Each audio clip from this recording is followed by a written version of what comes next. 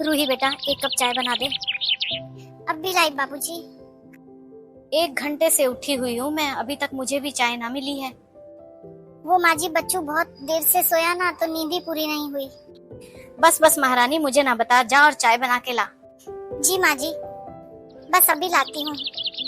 कब से जगी है तू, तो चाय तू भी दे सकती थी मेरे को। बस बस चुप करो बहू, क्या ये दिन देखने के लिए लाई हूँ मैं? तुझसे तो बात करना ही बेकार है। चाय पी लो माँ जी। बाबूजी। ठीक है बेटा। उठ गई तू बेटा? हाँ माँ। आज तो मेरी नींद ही पूरी नहीं हुई माँ। बैठ बेटा। अरे भाभी, नींबू पानी बना दो ना। जीजी, नींबू तो नहीं है। तो ठीक है भाभी, ग्रीन टी बना दो। Green tea? ग्रीन टी तो नहीं है घर पे। अब मेरा मुंह क्या ताके है, जा जाके खाना लगा। बस अभी लगाती हूँ। लगता है छोटू भी जग गया है। माँ जी, खाना बन गया है। भाभी, कुछ मीठा भी बनाया है कि दाल भात ही परोस दोगी? हाँ हाँ जीजी, आप आ तो जाओ। हे भगवान, बहुत थक गई हूँ। 1 मिनट की फुर्सत ना है मुझे।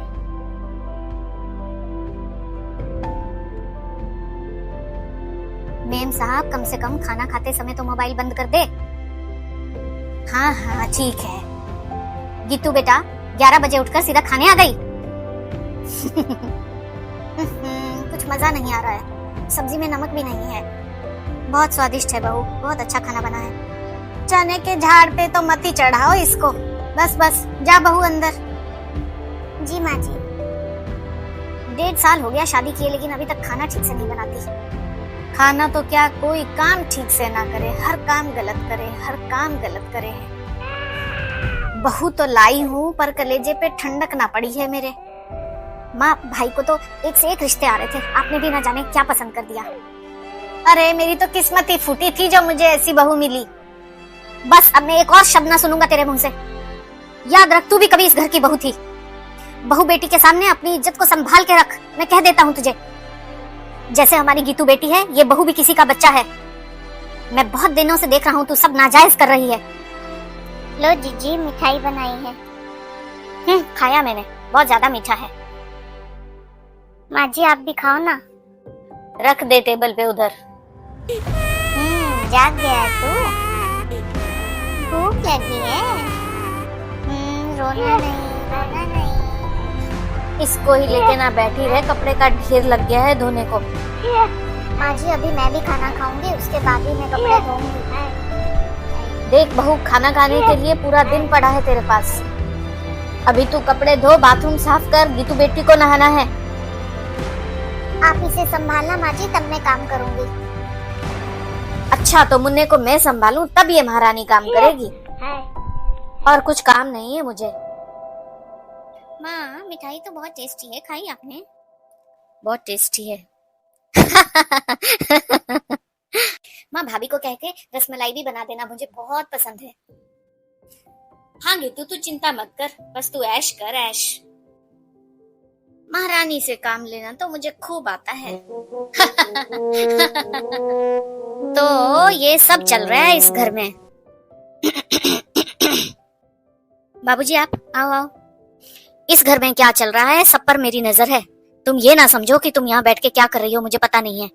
लड़की को समझाने की बजाय तुम इसका साथ दे रही हो। यहाँ बैठकर बहू पर ताने कस रही हो। गीतू, तू एक बात सुन ले मेरी। तुम्हारी ही उम्र की है वो, सीखो उससे कैसे काम करती है वो। कभी आज तक उसने पीछे से मुड़कर जवाब नहीं दिया। तेरा फर्ज नहीं बनता कि काम में उसके साथ भी हाथ बटाए? कितने दिन हो गए तुझे यहाँ आए, एक बार भी मैंने दामाजी का फोन आते नहीं देखा। कहीं तू लड़के तो नहीं आ गई है वहां से? कैसी बात कर रहे हो आप बाबूजी? देख कि तू बेटा, मैं कोई तेरा दुश्मन नहीं हूँ, लेकिन तेरे भले के लिए तुझे समझा रहा हूँ। ये तेरा घर है, तू यहाँ आए हमें बहुत खुशी होगी, लेकिन ससुराल के प्रति भी तेरा कुछ कर्तव्य है कि नहीं?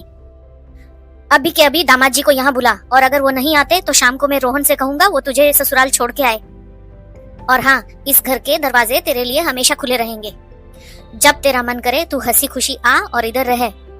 जिस तरह तेरी भाभी काम करती है और इस घर को जोड़ के रखा है ना, तू भी उनसे कुछ सीख। और हाँ, जो तेरी माँ तेरी हर बात में हाँ में हाँ मिलाती है ना, इसने आज तक भी यही किया है। ये तुझे सीख भी यही देगी। अरे मैंने क्या कह दी इससे? बस बहुत हो गया, तू तो चुप ही हो जा। बहू जरा इधर आओ। आपने आवाज दी बाबूजी।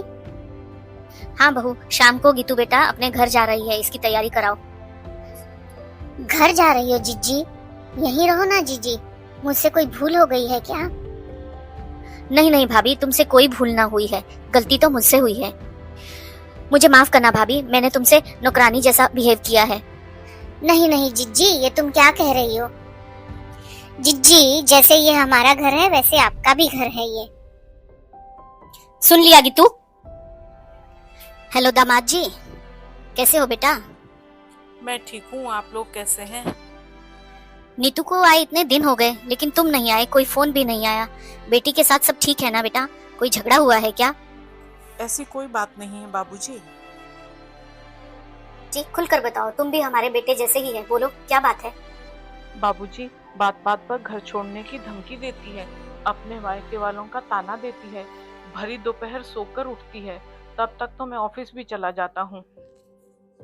तुम इतना सह रहे हो, मुझे बताया तक नहीं। मैं उसे समझाऊंगा, तुम चिंता मत करो। घर के कामकाज करने को भी ना बोलती है बाबूजी। आज शाम को गीतू को मैं उसके भाई के साथ भेज रहा हूँ ससुराल। अगर आप बाबूजी उसे समझाओगे तो मैं खुद ही उसे लेने आता हूँ। अरे ये तो बहुत ही अच्छी बात है। ठीक है, तुम आ जाओ, तब बात करेंगे। हे भगवान, इस घर में क्या क्या हो रहा है और हमें खबर तक नहीं। आ ही गए फिर दामाद जी।